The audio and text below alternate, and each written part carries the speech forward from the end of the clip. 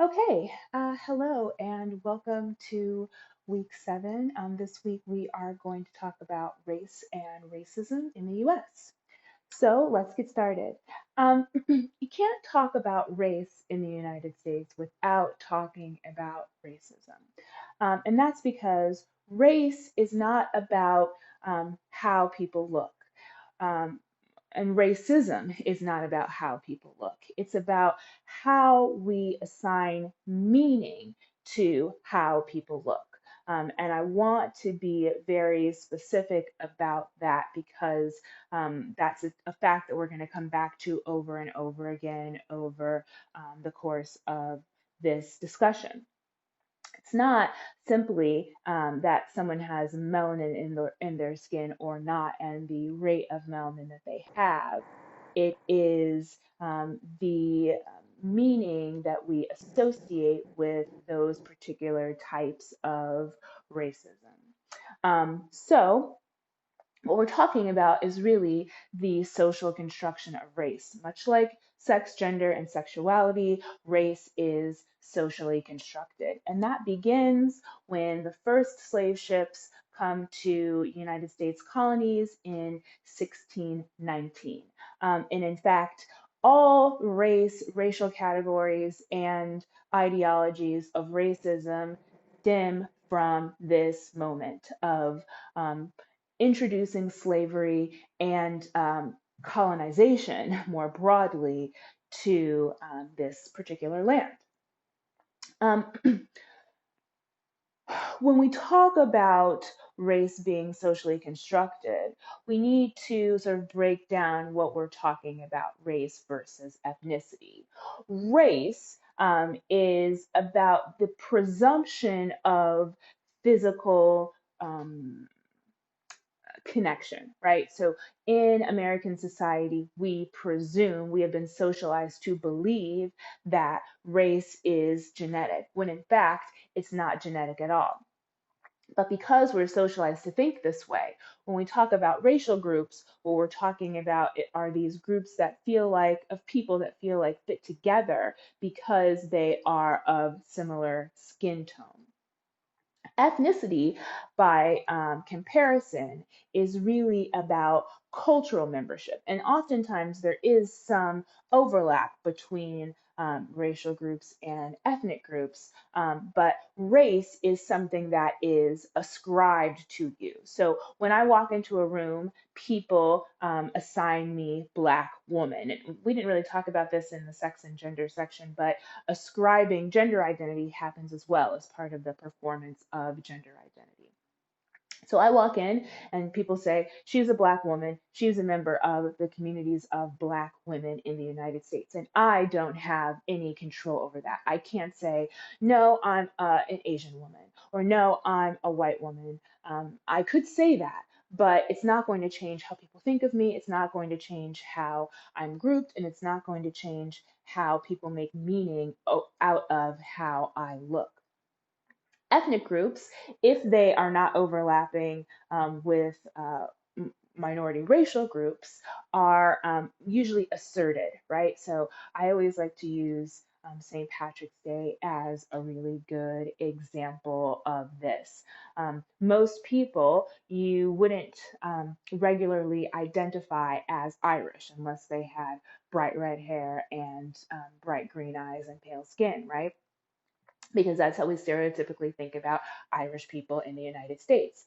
But on St. Patrick's Day, everybody gets to assert their Irishness, whether they're actually Irish or not, as a way to participate in those festivities. There's no social consequences for asserting an ethnic identity of Irish or French or Italian or English, but there are heavy social consequences for being ascribed a particular racial group, like Black or Asian or white or Latinx.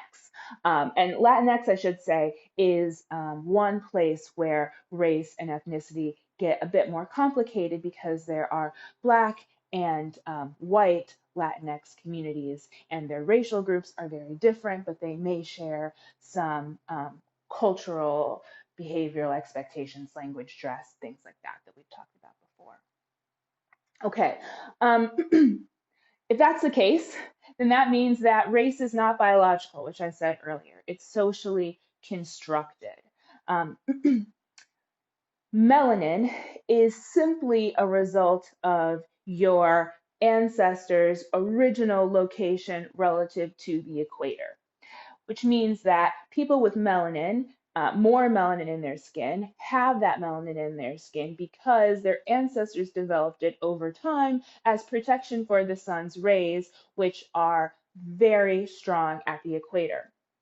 I don't know if any of you have ever traveled to places close to the equator. I was in Australia about 20 years ago now, and it was the first time that I got significant sunburn on my skin, and it's because I wasn't wearing sunscreen.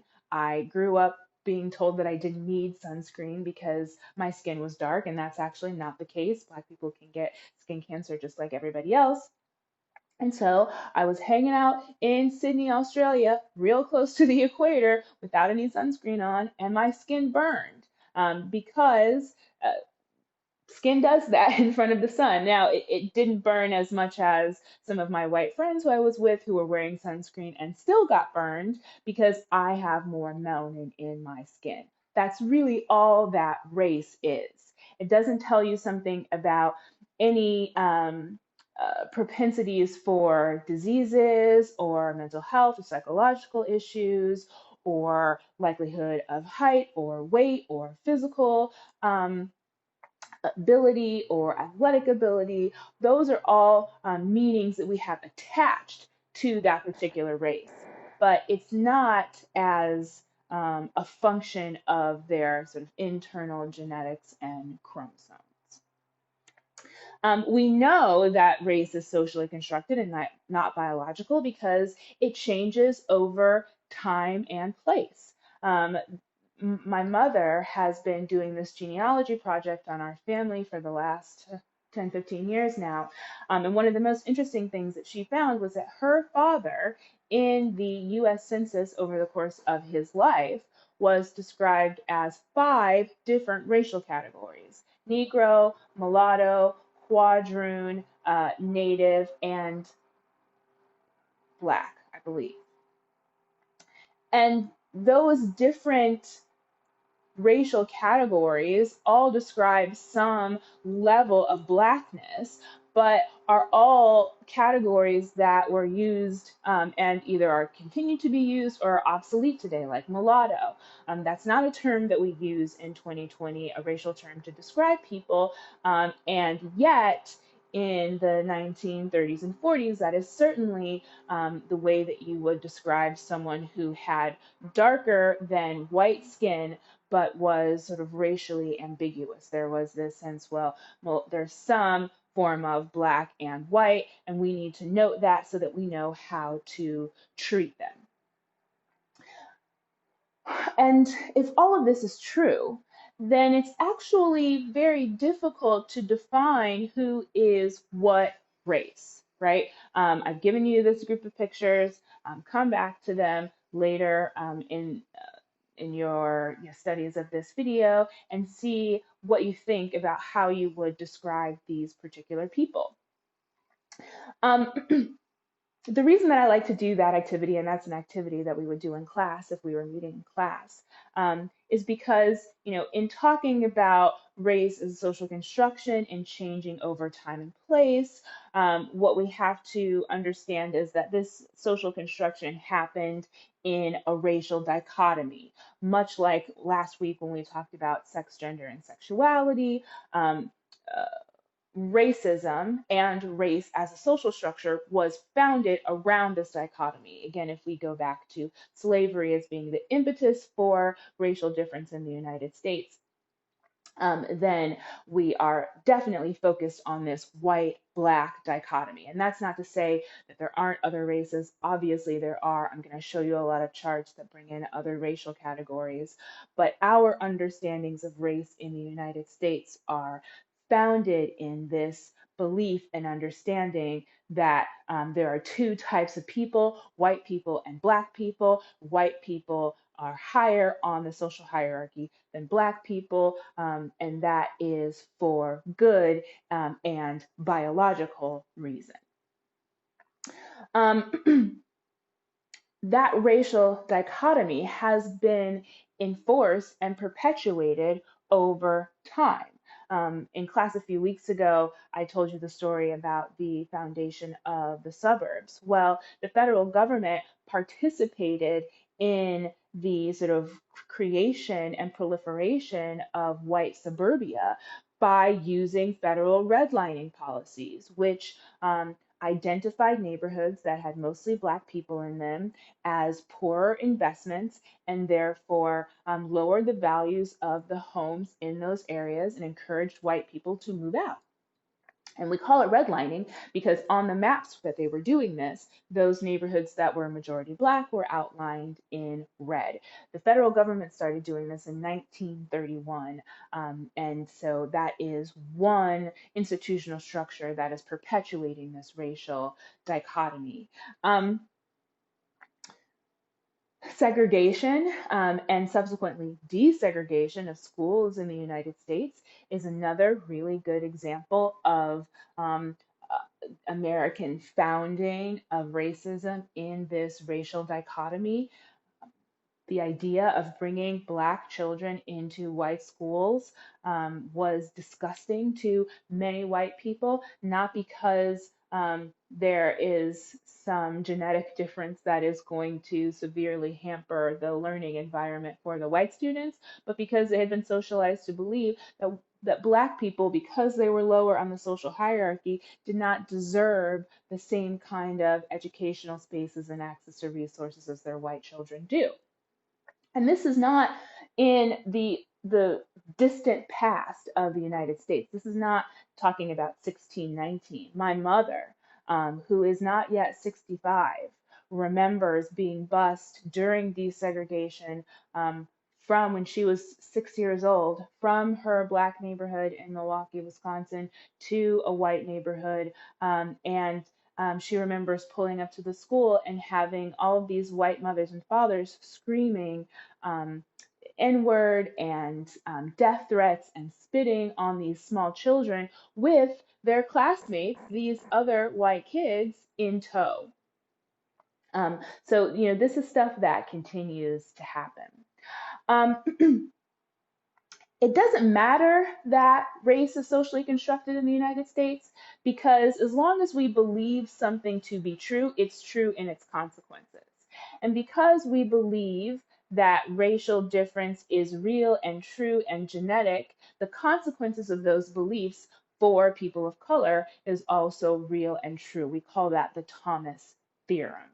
And let's see what that means. We're going to look at some charts. So first, I wanted to show you this chart breaking down the population of white people versus other races and ethnicities of people in the United States to show that what we're talking about dealing with and overcoming first and foremost is a statistical dominance, which also means that they are the people in power, they're the ruling class making these decisions.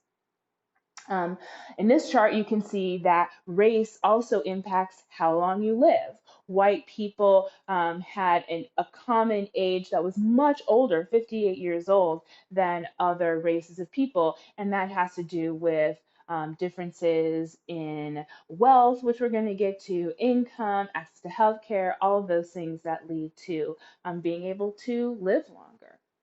It also impacts how much money you'll make. You'll see here in the racial wealth gap that the amount of wealth that white people hold is $150,000 more than Black and Latinx families, which leads to huge disparities in life chances, in educational attainment, and in upward social mobility. You can see that it impacts whether or not you have access to healthcare. This is an example from Providence, Rhode Island, but you can see, and this is especially important in the middle of a pandemic, that white people have more access to preventative healthcare than people of color.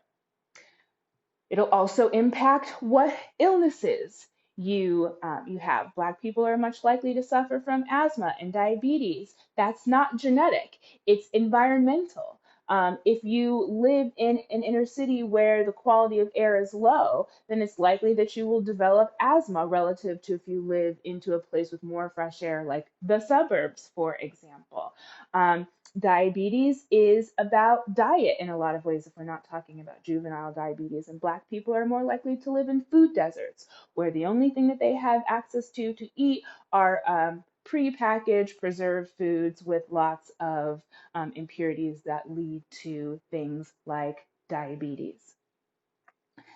And perhaps most importantly, children are impacted most in this. Children of color are much more likely to live in poverty than white children, which impacts their overall life chances, their career and educational trajectories, their ability to be upwardly socially mobile, and therefore to raise their children out of poverty and to end that cycle. But because that is very difficult, you see this cycle of poverty in communities of color. It's not about laziness, it's not about ability, it's not about any of those things. It's about the way that the system has been set up to keep them in those impoverished situations.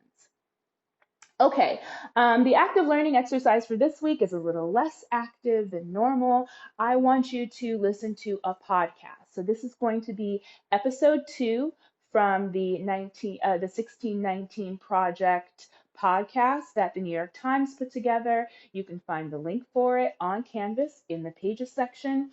Please listen to it. It's about 30 minutes and come prepared to talk about it and all of this in class this week. I'll see you then.